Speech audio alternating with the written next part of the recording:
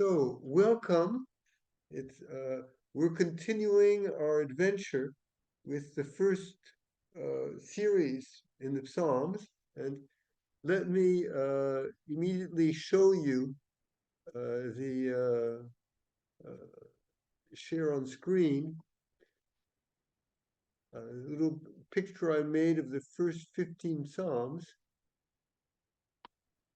So here we have it. Let me just get there. And so here you have in front of you the picture of Psalm where we have uh, what I call the ascent and descent of the first mountain of the Psalter, Psalm 1 to 15. And what's highlighted is Psalms that are already studied, including tonight's Psalm 10. And so we're going back down, and, but we started with Psalm 8, which is beautiful hymn, which how wonderful are you, O Lord, but who is man, right? And we saw a sevenfold human mirroring of God's beauty. And that's the hymn which is at the center of all this. And we have around it, last time we looked at Psalm 9, which has its relation with Psalm 7. Here we have Psalm 10 and its relations with Psalm 6.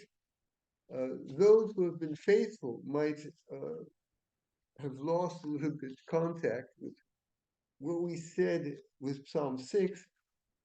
And but here I think we can really see that Psalm 10 is is in reference to Psalm 6. So Psalm 6 is an intense plea that I have to the Lord, whom I invoke 7 times in this psalm, and uh, in dire need and under suffering, right? But the psalm finishes that I suddenly meet, verse 9 of Psalm 6, with the consoling assurance that the Lord really hears me. So at the center of this pain, which says Psalm in Psalm 6, there's till when? And we're going to have also a very strong till when in Psalm 10. And at the end, in Psalm 6, we have twice, the Lord hears, the Lord hears. And in Psalm 10, we're going to meet also at the end, this consoling answer, the Lord hears.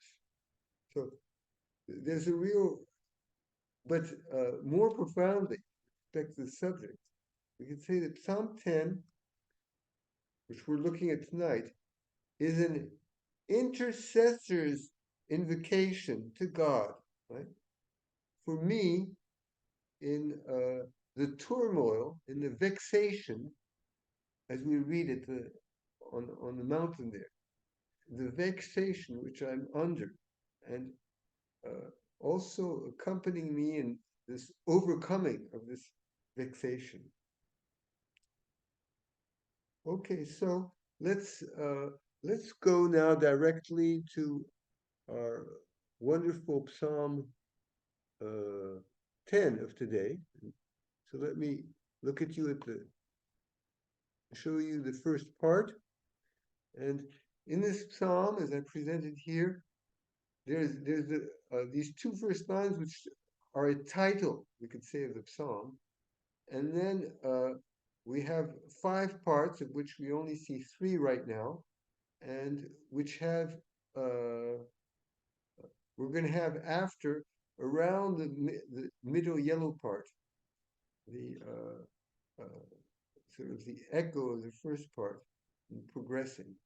But let's start already and take a few minutes with this title, right? Why, O Lord, do you stand afar off, hide?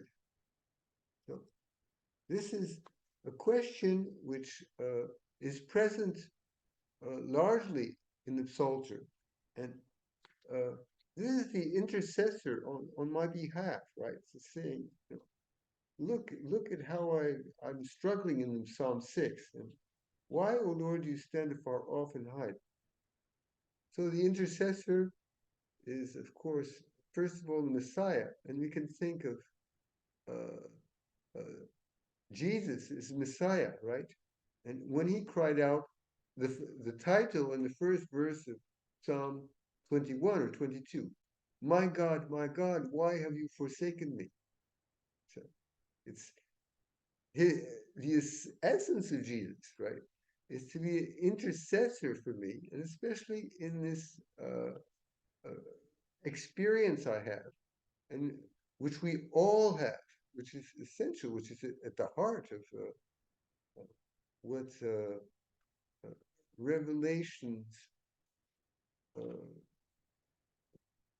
designs that brings us to celebrate the passion, the resurrection.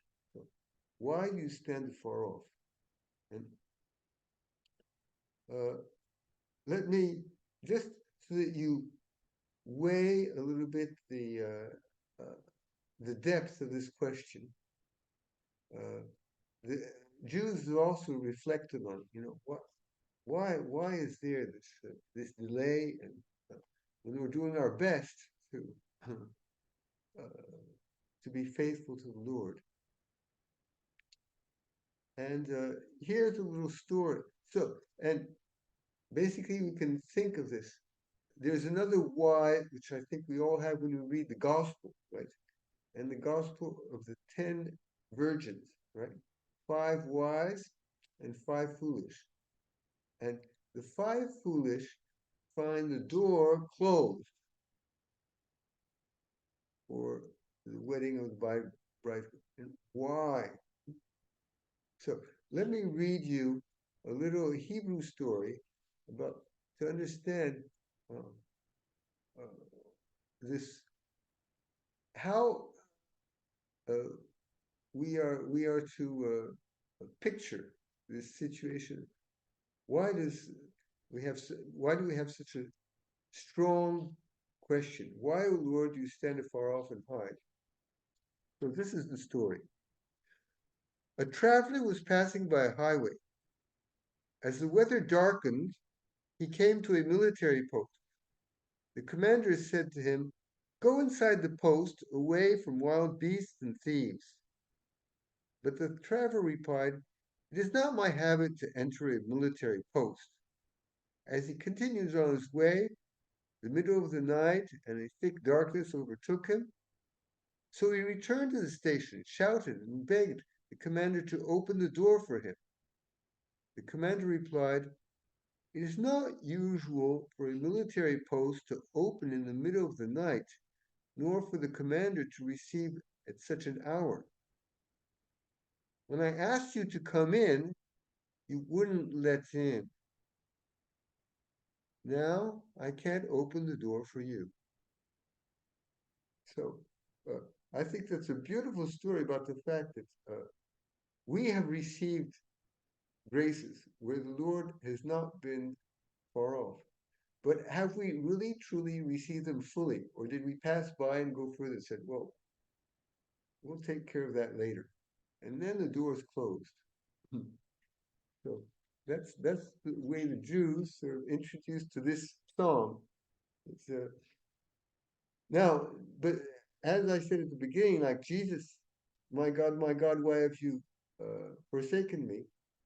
Uh, he identifies himself with our being shut out, right? Where we feel that the doors are not open. So here, let's look at this first part. In times of harassing by the pride of the lawless one, the defenseless is devoured, but they, the lawless, will be caught in the schemes they have devised. Okay, so these times, why these times of harassing, right? Well, it's the pride behind it's the pride of the lawless one, and uh, uh, the uh, they will be caught in the schemes and that that comes such that the defenseless one is devoured. And here we uh, we in the Hebrew the defenseless one is burned, and uh, this attack of the lawless one we're going to have all during this psalm, right? The evil is represented by the lawless one, Rasha in Hebrew, and but which is also at the same time it's one person. At the same time, it is the group we could say of demons, those who, and so here.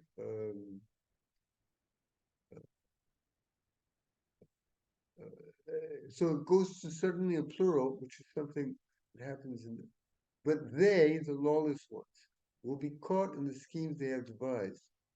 What do so? What do we have at this here? In times of there are certain moments when we are harassed, right? And we find that it's too long. Like those moments, the moments we spend on that, but uh, they are temporary, and uh, and behind the harassment we receive, there is uh, the uh, the evil getting is going to be the evil ones who are behind it are going to be caught in their own themes. They're not going to be able to harass us eternally, right? It's a temporary. Our challenges are temporary ones, and we'll see at the end of the psalm, in contrast with God's love, which is eternal. So he continues, verse 3. Truly the lawless one, always the Rasha, boasts of his own soul's desires, and greedy gives blessings, but mocks the Lord.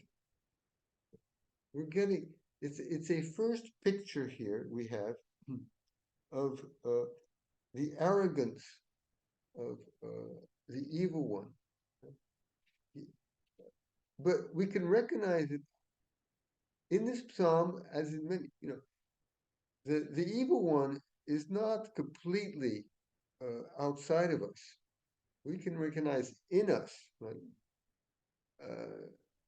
that there is this work of the evil one, right? And for example, boasting of our own soul's desires and and giving blessings for our greed because we have, you know, a, an activity which we're greedy for, and so we bless everyone for that. But at the same time, we're mocking the Lord, who is the master of divine providence and who allows us to have these activities, right? We make them our own, right? And that's what the Rasha does. And it continues another portrait, continuing portrait of the Rasha. The Rasha, the lawless one, holding high his nose. So that's a very strong image, right? But it's what it is. Let me. It's. I just want to.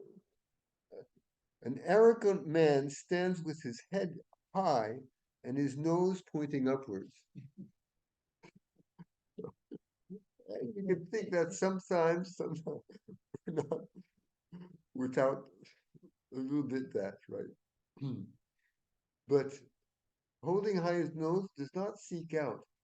There is no Elohim. These are all his thoughts. So here we get into the profound opposition to God that's behind this presumption, right, of the lawless one. And Elohim is uh, uh, the uh, the name in Hebrew for the high God, which is universally recognized as God, right?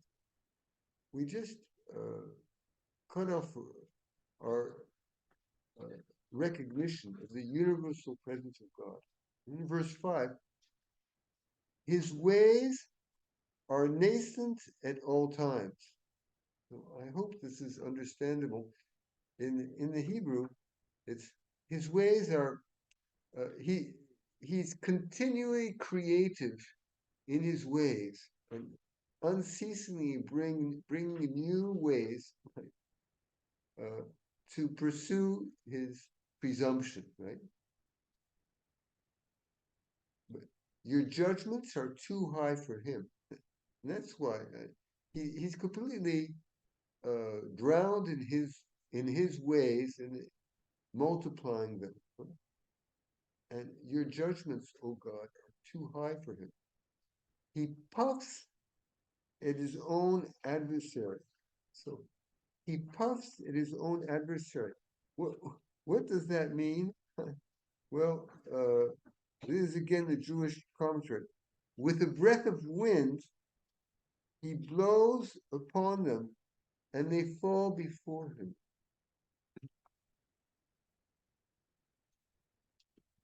And so, yes, he puffs at his adversary of all his own harassers, right? And so we see this first part, and this is typical of the way a poem is composed, right? So it's the pink part in your sheet, right? And it starts in times of harassing, and it finishes with verse 5. At all times, right? Uh, Nascent, and he puffs at all his own harassers, right? And harassing, times, right?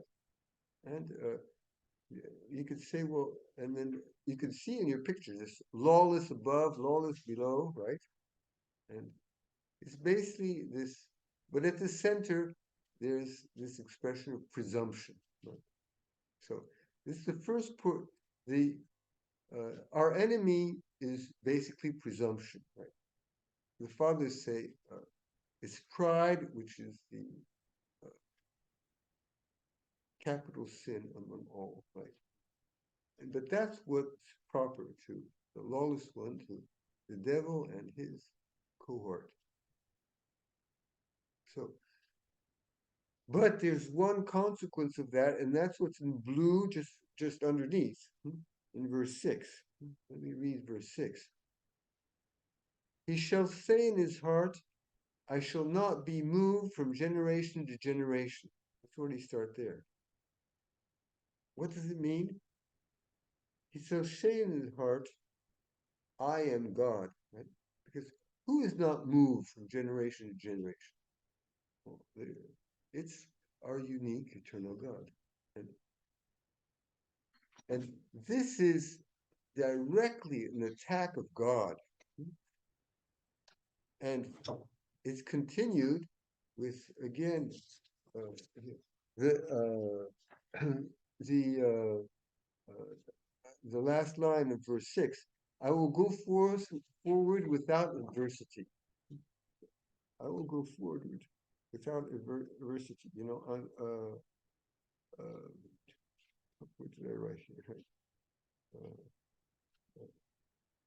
Well, nobody is going to stop me. I have my ways, and nobody is going to stop me with my ways. But when I say that, I'm directly acting God, and that's why in verse 7 we have swearing. Right? We could translate that blaspheming, which is the center of this blue part, right? Presumption leads us to blaspheme. So this is the message of this psalm, and the message for us. And, so that's swearing. His mouth is filled with deceit and unrootable malice. So, first of all, his mouth is it speaks out deceit. There's uh, not doesn't speak out truth, right? And unrootable malice, it, he's not going to move out of his malice. And that's blaspheme is really in front of God. I say I'm not going to move respect to you. And then under his tongue are mischief and fraud. Here, under his tongue is the preparation to also act out this, right? Act out this deceit and unrootable malice in mischief, in works of mischief, and in works of fraud. So this is really a summary, verse 6 and 7, of what blasphemy is. And so, what with respect to Psalm 6, which you saw at the very beginning, right, which was the one who is under oppression so deeply and pleading God to help him. When we're under oppression, we're basically, at least in that situation, uh, we're under the harassing of the evil ones, and which includes also their blaspheme with respect to God. And so, how does this work? And so, we have in the center of this psalm, which is in yellow, we have I put numbers 1 to 7, right? So that you have an undeveloping, sevenfold undeveloping, unwrapping of how evil works. And we can think about our evil thoughts, right? We can think, where are we at with our evil thoughts between 1 and 7, which is the great work of the monk. But this psalm precisely gives us. So let's go 1 through 7. I would say down the ladder, rather up the ladder. So he sits in wait in the lurking places, in the secret places. Well, first of all, our evil thoughts, right? We choose to hide them, right? And they start in us, and right, we don't show it. We don't show it. We leave it inside, right? And but leaving inside, it ferments, right? So the second line, in thought he murders the innocent. So you might think this is too strong, but Jesus himself said, out of their heart comes murder, comes adultery, comes blasphemy. And we need to, Jesus wants us to recognize, right, that we're capable, especially in our thoughts, to say something of our neighbor, which is absolutely the contradiction of God's love. And we all do that maybe 7 times a day. And he's just annoying me. All these thoughts just come. So, but and then worse, 3. His eyes spy on the honest man. We can put this in the other way. I'm sort of jealous of what the other does, and so I'm looking, try and see how he's going to trip, or what's going to make him trip.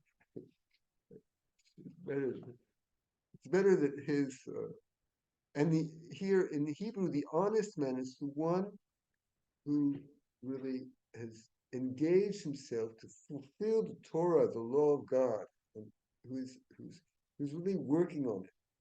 And since in my thoughts, I mean, completely at the other opposite, right? I want to attack that fidelity to the law, because I'm not faithful in my thoughts. So I want him to be on my side. Well, that's already pretty bad, but we go to verse 9, which is next step, words 4th.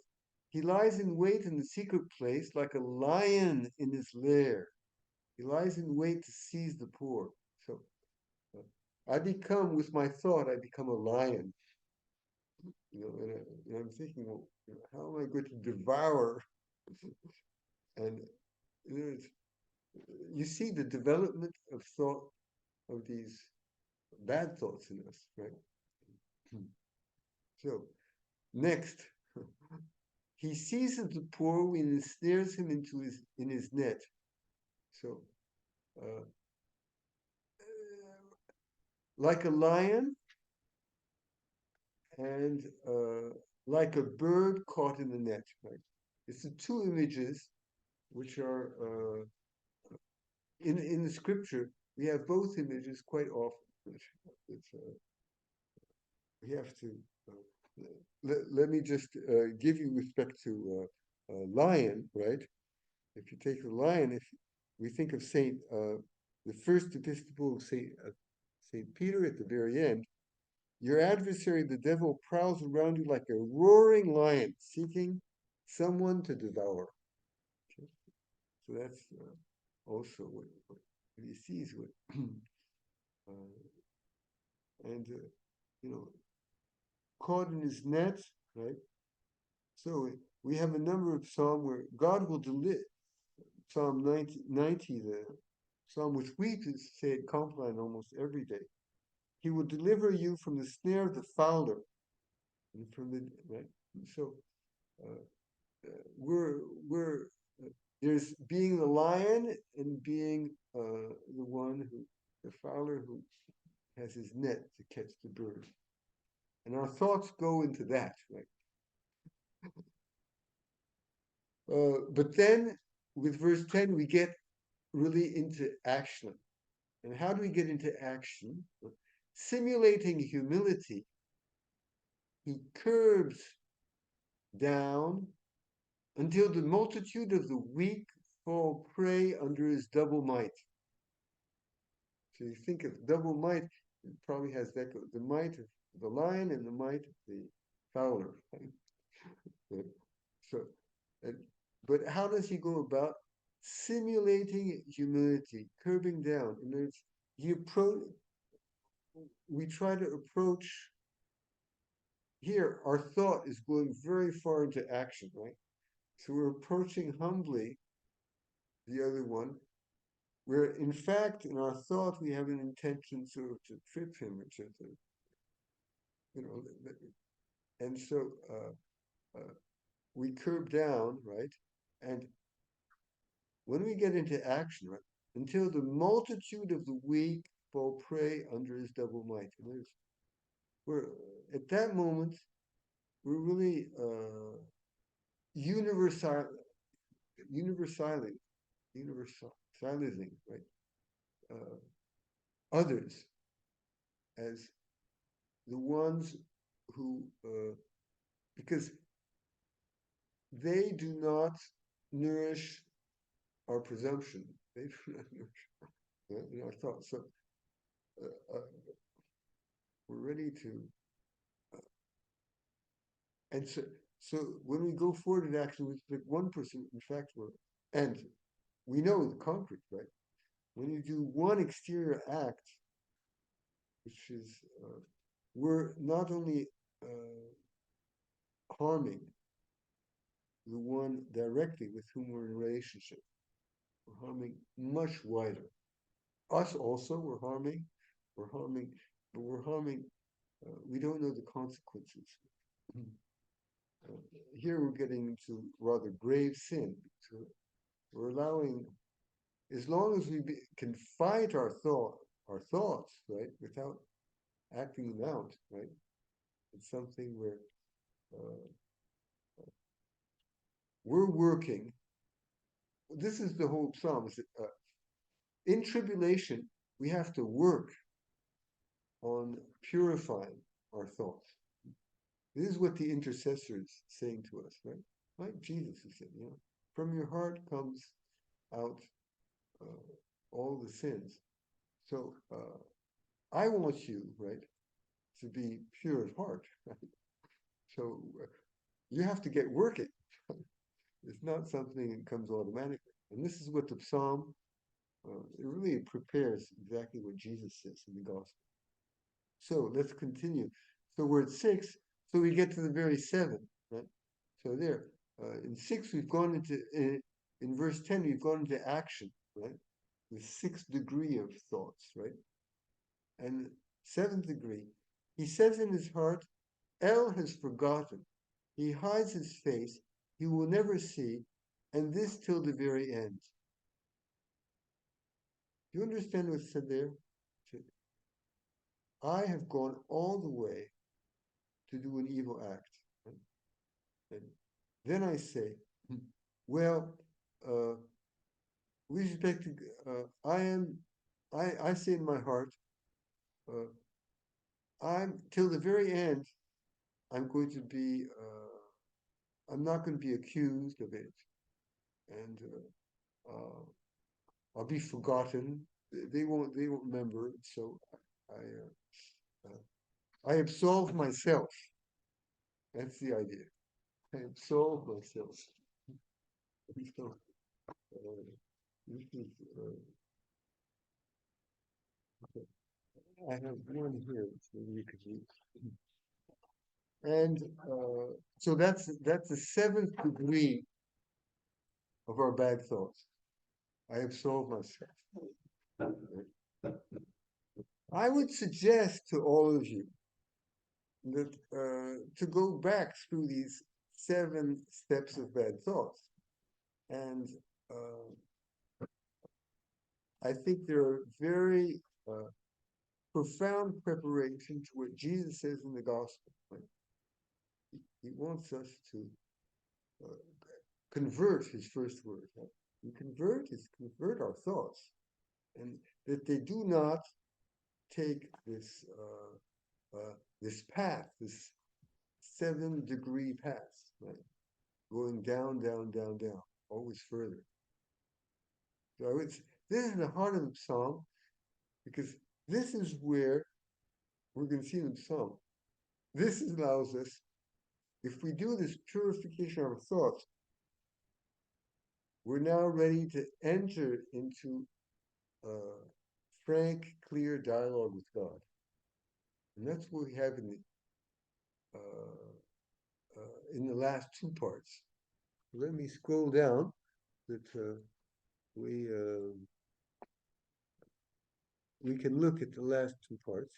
Okay? So it starts with verse 12. Arise, O Lord, O El. Lift up your hand, forget not the humble. So here, having presented the challenge, right, the intercessor, right, now brings his request on my part. It's arise, right, and come to help those who are humbled. And forget not the humble. There's this beautiful reality in this 3rd part, what is it? This part which is in blue, the 2nd part in blue. In opposition to the blaspheme, right, it's dialogue of dependence with God and putting us humbly in front of God. And so here we have a direct echo in verse 13 of Psalm 6, which I said also has, that it's this pain is till when? So, and so the intercessor, who's the one who's speaking in Psalm 10, for the one of Psalm 6, till when will the lawless one mock Elohim? That's exactly, he refers, till when what hurts most is the blasphemy, right? Which we looked at just before the yellow part, right? The blue part above is the blasphemy of the evil one. And, till when will the lawless one mock Elohim? He says in his heart, you do not seek. No, these are very concrete expressions of practical atheism. But we are also close to practical atheism. I remember very well the general superior of the Carthusians was a good friend of our monastery in France. And he talked about the his community, right? Oh, these are my brother atheists. Because, well, we should recognize that's who we are, right? Hmm. To say in our heart, you did not seek out, right? We're going to stay hidden in a little traffic. And this frankness in front of God is something, if we read these Psalms, it is only through fighting for becoming more and more dependent of God. It's the whole sense of continual prayer, letting God clean me. My clean heart comes from God, it doesn't come from me. And my pleading God, it's His work. Right? And that's so. So, and the first line of verse 14 is the great, there I can set my act of faith to God, right? Oh Lord, well, you see. And so nothing above is hidden. And so, and really, this, uh, I become totally referenced to God's look on things. You see, and now I don't say, I don't say now I see, now you see, and I am a beggar to enter into your vision of things. Right? And what is your vision? It's very interesting here. The end of verse 14. Truly, you are the one who considers, and by your hands allots misery and frustration. This is a difficult verse, and is translated quite differently. Different, but as I understand, and as at least the Jewish commentaries and commentators, that truly you are the one who considers. There's you see the situation, you consider it, you look at what it holds, and by your hands or with your hands, uh, you are the one who allots misery and frustration. Right? So we could think God allots misery and frustration uh, to all this blasphemy and presumption of the evil one. Right? That's true, but it's also true. It's it's more general. Even just before in verse 12, God does not forget the humbled, right? And even to the humbled, God allots misery and frustration. I hope we can recognize it in our own lives, right? There's moments who are humbled, and yet it seems that there's a new misery and a new frustration coming on, and which God permits, right? And here He allots. Because, why? Because even when we're humbled, right, and this is the gist of is still God is looking for us to grow in perfection. Right? We're still imperfect in our, and it's not because we're humble. For example, when we recognize that uh, we have sinned, right? We even go to confession, right? But and that's why there's a penance that given often, right? Because you need to work. You've humbled yourself, which is wonderful, and you've so the gates are no more closed, but on the condition that uh, you learn more, right? And basically, through misery and frustration, God is teaching us to learn more, and even the good ones, the best ones. You need to put that. That's the realism of Psalms. It's so wonderful, right? it's not the successful compared to the failing ones in the Psalms. Nothing to do with that. It's much more profound. So I continue. On you, the multitude of the weak rely entirely. So what I just said to you, right? You see, right? I rely on what you see. I accept the misery and frustration that you're allowing me to live at this moment with this sickness, with whatever. Uh, you are the helper of the orphan. So I recall, right, basically that's sort of a leitmotiv in the Old Testament of with respect to the orphan. Uh, he has sort of a first role, right?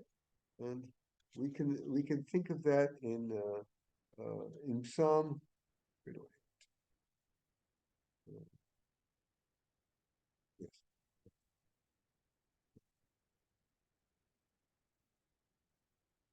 it's in Psalm 69. I wrote it down here. Yeah. Oh, here, yes. Uh, Father, Psalm 68, verse 6, 67. Father of the orphans, protector of the widows, is God in his holy habitation. So I remember, right? Remember, you are uh, the in your holy habitation, right? You're the protector and the helper of the orphans. That's that's who you are with respect to me and the multitude of the weak. And verse 15, right there, and it's God. Break. I can ask God, and that's what Jesus asks in our name. Break the arm of the lawless one, and pursue these lawless till there be none. This is well, we think of this as God taking on aggressivity, right? But we saw in the preceding Psalms, uh, it's basically the lawless ones who punish themselves, but permission of God. Until there is none, well, in the heavenly Jerusalem, there's no more lawless ones.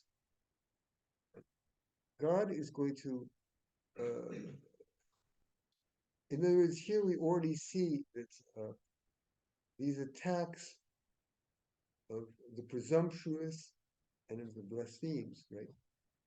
They uh, they are temporary and they are limited, and God will limit them. And there's going to be a time when uh, the heavenly Jerusalem is going to be the city of the children of God, where there is no more, there is none of these presumptuous and blasphemers. And why is that? And so we get the final conclusion of the psalm.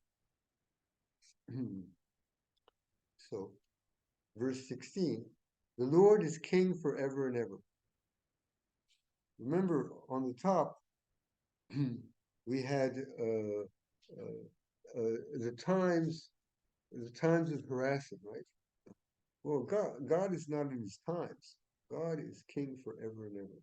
And his intervention is bringing us into his his eternal actions, right? This wonderful gift of God. Mhm. The hostile nations shall perish from his earth. So this is what I was already illustrating a little before. Is that the Jerusalem, the heavenly Jerusalem, will no more have hostile nations in Hebrew is goim, right? Which is basically the word which is there's the promised people and those that are foreign to the promised people. Right? That's the way God educated them, right? Those who are foreign to God's promises shall perish from his earth, right? There's going to be a new earth, new heaven, right? Which we have in the book of Revelation. This beautiful verse 17. The desire of the poor you hear, O Lord. And this, in Psalm 10, this intercessor is confirming, right, the the gift uh, of the oppressed one of Psalm 6, which at the very end, right, suddenly he says, truly the Lord hears the call of my weeping. The Lord hears the clamor of my plea for mercy. The Lord hears, the Lord hears. This joy, and we can really put this psalm in the mouth of the Messiah, right? And saying, joining to that, right? Truly, the desire of the poor, you hear, O Lord. Father in heaven, you hear the desire of the poor. Directing their hearts to eternal permanence. Very beautiful expression, right? Establishing their hearts permanently in in the eternity, right? Whereas we're still in this time, in these times, where we need to purify, right? That's why there's a beatitude for purification, pure in happy, pure in heart.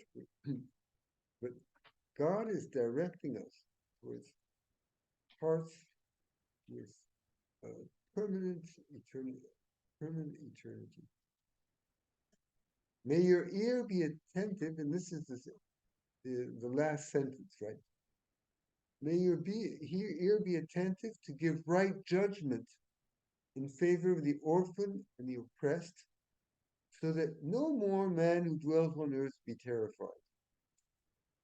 And so, your ear attentive, and behind the idea of ear with respect to seeing, the ear is when it hears from far away. You see the work of divine providence, right? And so as to give right judgment. So you're working on bringing about right judgment in favor of the orphan, so who's the, you consider the chosen one of God's help, and the oppressed, and that's me, you, each of us. It's those who experience. Uh, in in Hebrew, the expression has to do with squeezed, right?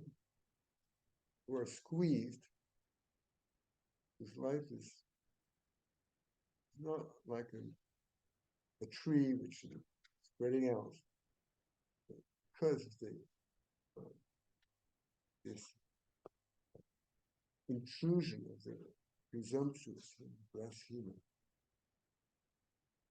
So that no more man who dwells on earth be terrified.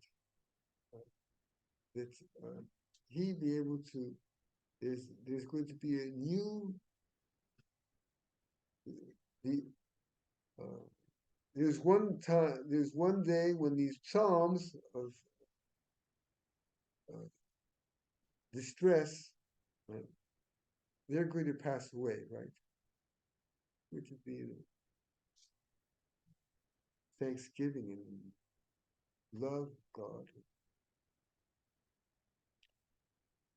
So I've gone through this very beautiful psalm, and I'd be happy to have any comments. Let me just tell you, I've gone through it in a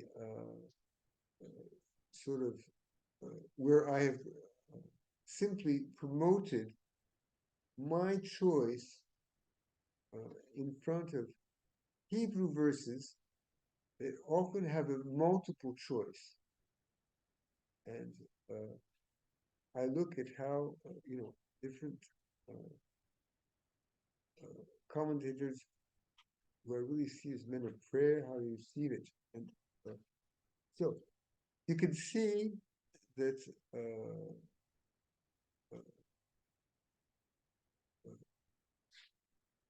we have, just to take the last verse, right? I have in the pink, so that no more man who dwells on earth be terrified. But in the breviary, we have, so that, which is on the right, so that mortal man may strike terror no more. Right? It's possible to translate also that way. But I feel that the translation, if you compare with the translation you have your Bible, what I have, right? Uh, I chose these interpretations because I feel that it's those that favor most the coherence and the unity of the psalm. And but uh, for those who want to go into a little work, just these psalms which I put side by side, you can read and see that there's sometimes a real gap in between what one side and the other side say. Uh, Reflect on it. It's also, it's not to say that what the other side, uh, what the breviary says is wrong, right? It's it's another interpretation, but which I would claim is not as totally comprehensive of the unity of the psalm as the choices I tried to make in that direction. Okay, so I'm sorry to get into a little too technical comments because I'd like a psalm like this to be one which uh, which you can bring into your life. I resume before opening to any questions, right? The five after the title, right, which is our the title. Why, O Lord, do you stand afar off, hide? That's a fundamental experience of our life here below, right? Why does Lord delay? Huh? So behind that, but behind that, there's uh, this suffering we live with delaying. Right? Behind the suffering, in the suffering, there's attacks of what I said in first, so in the pick, of the presumptuous one, right? The first pink there, it's the attack of the presumptuous one, and which develops into blasphemy. That's the blue, the second blue, right? And but all this is a development of thoughts, which is sort of the heart of the psalm. Our thoughts can go and can tumble from the most un, unconscious level, say, and just to the worst opposition to God.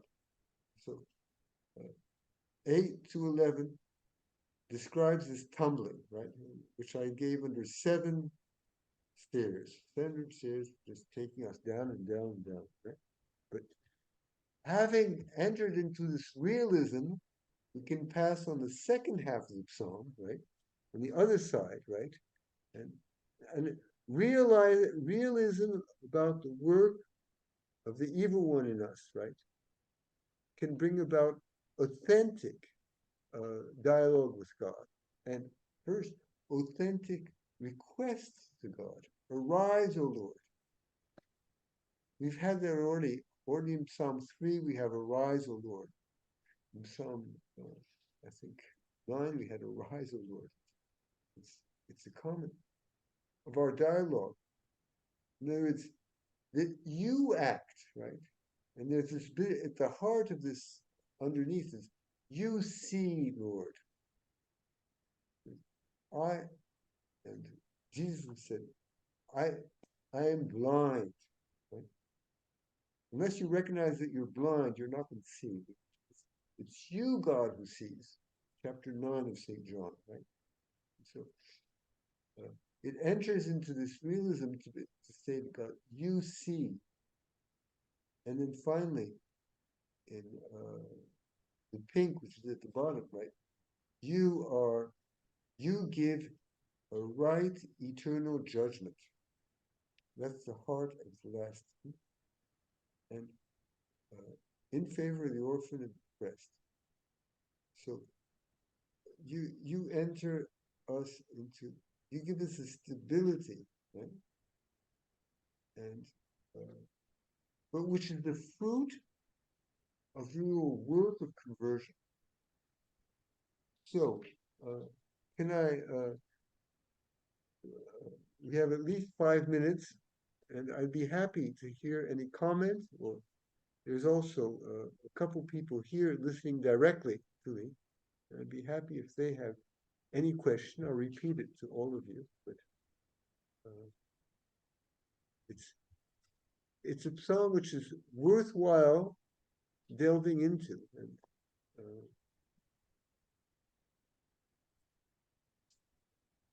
Yeah, Father, I yeah, have a well, I have a, I guess, kind of a comment, and then two questions sort of related to this. yeah, And first is just like the whole dynamic of this being almost like a microcosm, like it describes or addresses the world outside of us and the world inside of us. yes, But how, and I'm just wondering how you see that across um time, like, in the time of the psalmist actually writing this, but then also like our present now for each of us individuals, and then like in the future. uh I'll phrase it differently. My two questions are really about how something like that might relate to what you mentioned about this psalm being like spoken by an intercessor yes, for the person of for the like the psalmist of Psalm 6. right, Is that what you meant? Did I yes, understand that? right. Yeah. It's a plea of an oppressed one, Psalm 6, right? Yeah. And the intercessor is joining him, right? And but giving insight, right? And I Yeah. said it's very much like Jesus when he on the cross, right, says, my God, why have you forsaken me?" Right? He is joining completely the human condition, right, and entering and giving intelligibility to it, right? And this is what this psalm is doing. It's with respect to the uh, cry of oppression of the oppressed one of Psalm 6, right? He, It's a beautiful image, like of someone on the other side, from the other side of the mountain, almost like being yes, able to pray. That's really a yeah, yeah, cool, and also, wonderful thing. and you see here, uh, you can think of this very much. What I described to you is very much what monastic life is about. To learn about presumption, blasphemies, and uh, how our thoughts develop, right? And this monastic life was able to develop, right, after the incarnation, and with all the strength of the gospels behind and everything, and really confront a confrontation with the evil one that where this is uh, sort of spelling out Jesus' first words in the gospel, convert, right?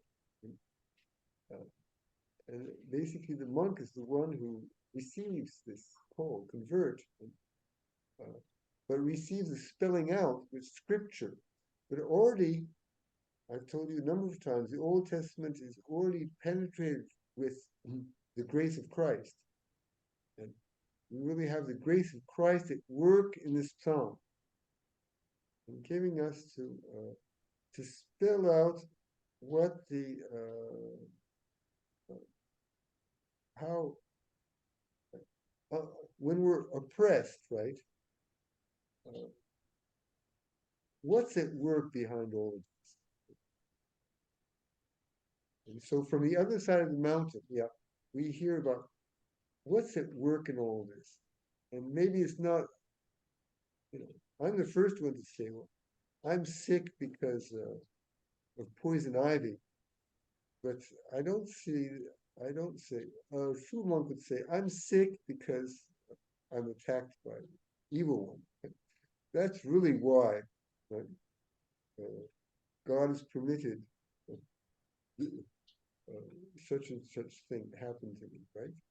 And so, and here the psalm is teaching that to me. And and if I'm a little honest with my life, right, I merit much more than poison ivy to correct me. Right? I would need a lot of correction. What did he say?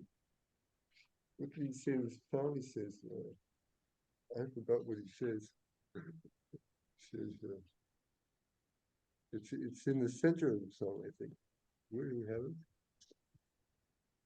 Uh, uh, where did I say these two?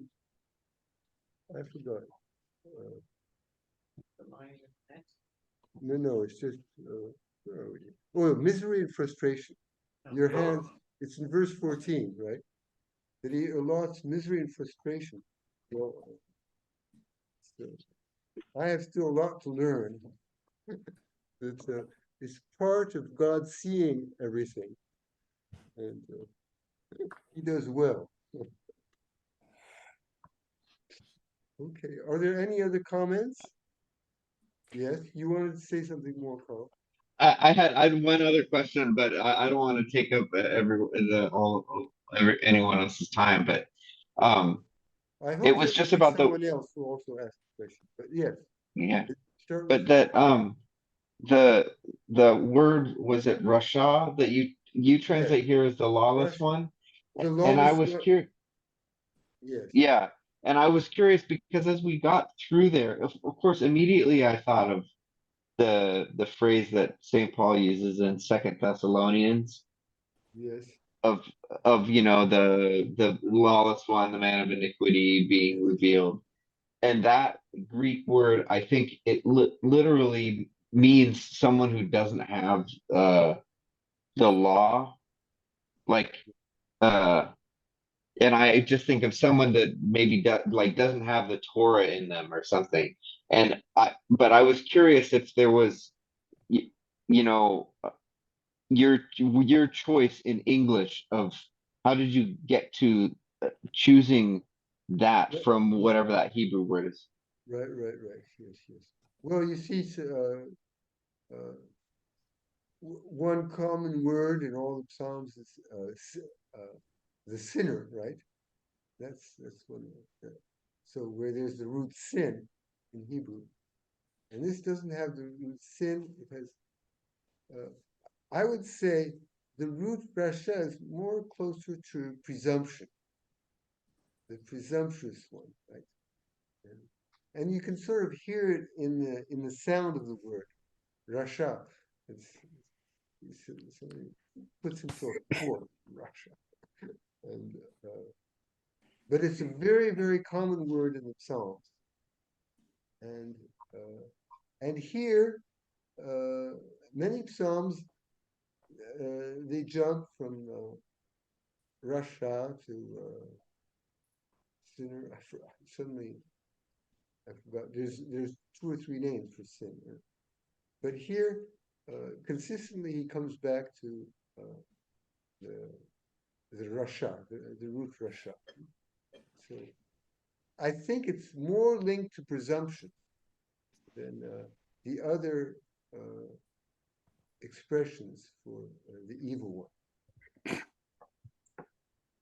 For example, Aven or that's the one who that's usually translated by what who does evil, and it's the one who that idea is more the idea for example who lean who makes fall down, right? Someone who's standing up. Aven is pushing, pushing fall down. Okay. I'd have to take a little time to, uh, but that's what Hebrew is about. Hebrew has for God a whole series of names. for the sinner a whole series of names. And in the Hebrew mentality, there's a real play in between these different names that has meaning. That's a whole study in itself. Okay. Is there any other question? Or so Yes, yes. Father, I have a question. So many times we relate to some of these Psalms as being the oppressed, but really, when you explain it, you put yourself really in the position of the oppressor, and you realize that you're really creating some of this evil.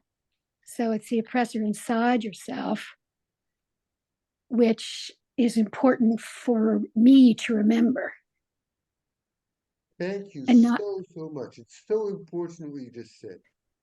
And that's one of the real difficulties of translating Hebrew into English, because English is a rather monolithic, one-way language. And so when we read something, we put ourselves on one side.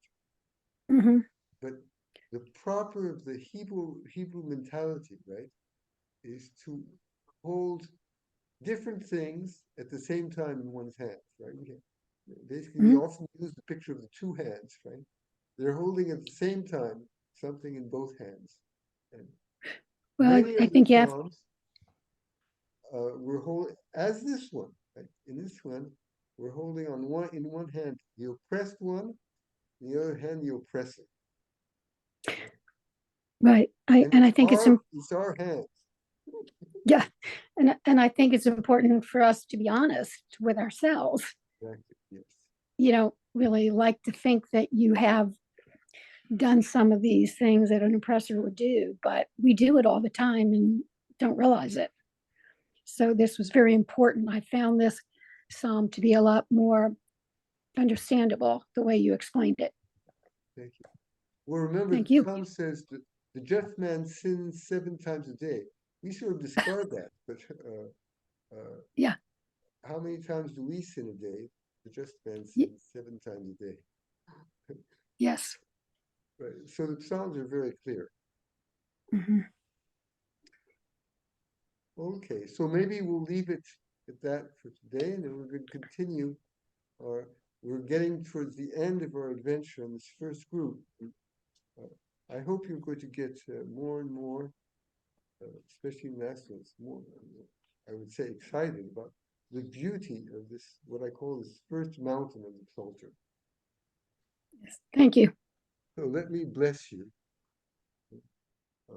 with the blessing of the end. The Lord is King forever and ever, right?